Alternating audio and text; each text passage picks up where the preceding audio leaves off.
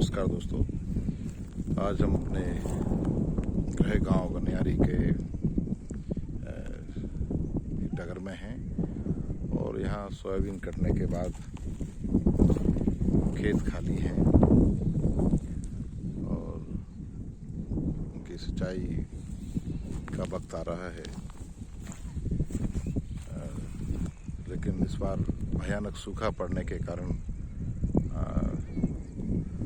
बहुत ही ज़्यादा गर्मी के कारण ज़मीन जो है उसमें दरारें आ गई हैं और वो कट गई है, फसल बोने लायक नहीं बची है। किसानों की लगभग 100% ज़मीन यहाँ नहरें नहीं हैं, ना ही हुआ है, ना डैमों में पानी भरा है जो लोगों ने अपने निजी प्रयासों से बनाए थे, वो भी खाली हैं सूखा के कारण। इसलिए सोयाबीन की फसल के बाद यहाँ पानी की कमी के कारण दूसरी फसल बोने का, जो गेहूं चना आदि का जो फसल होती है, बोने का साधन नहीं बन पा रहा है और ये ना होने से किसानों को एक काफ़ी बड़ा घाटा होने की संभावना है। और इस तरह से हम अब देख रहे हैं कि पूरा चारों तरफ आप खाली खेत पड़े हुए हैं। बहुत मध्यम सूरज अस्ताचल की ओर है,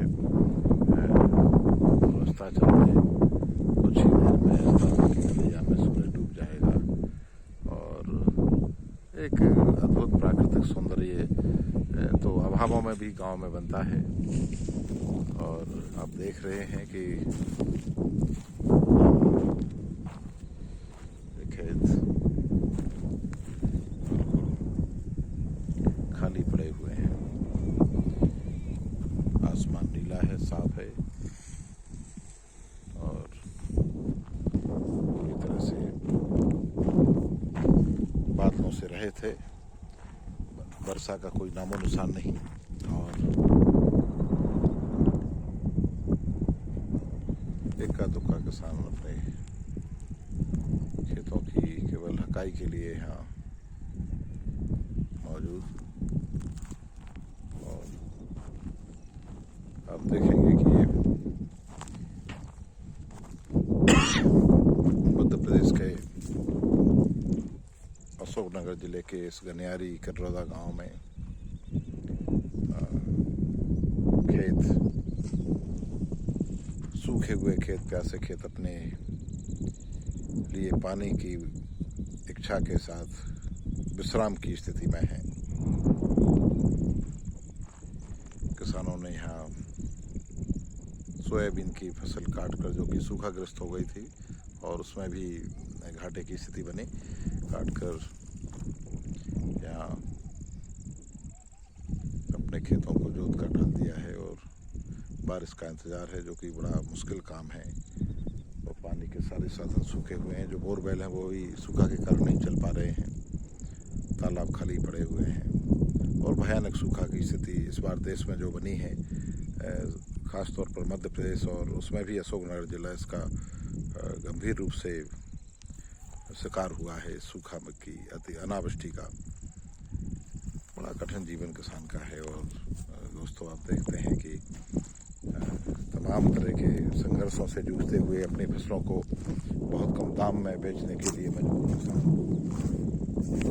जो अपनी लागत भी नहीं निकाल पाता। और एक बड़े किसान आंदोलन के बावजूद भी सरकार ने MSP का उस समय वादा किया था, वचन दिया था, लेकिन वो लागू नहीं हुई और औने पौने दाम में किसान अपनी फसलों को बेचने को बाध्य होता है, मजबूर होता है।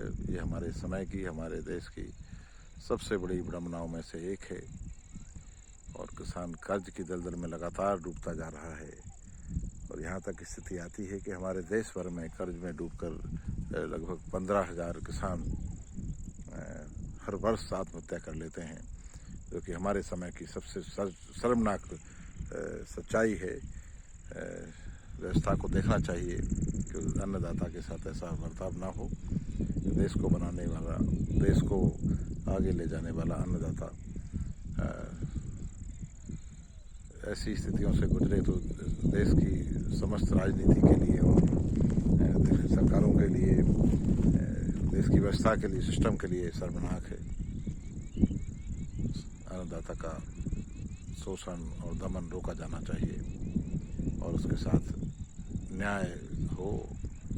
अभी हाल ही में हमने प्रेमचंद जी का, महान लेखक प्रेमचंद का स्मृति दिवस मनाया। उन्होंने जिस तरह होरी और धनिया के जीवन के बारे में, कर्ज के बारे में और उनकी विषमताओं के बारे में, उनके जीवन संघर्ष और आर्थिक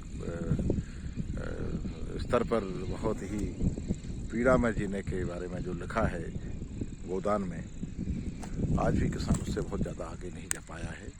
आज भी वहीं खड़ा है, जैसा कि मैंने कविता में कहा भी है।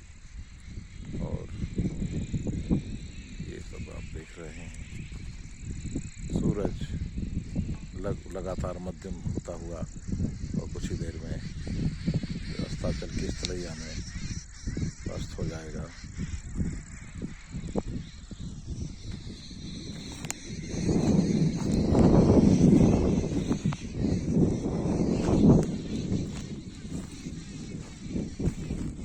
किसानों को अपनी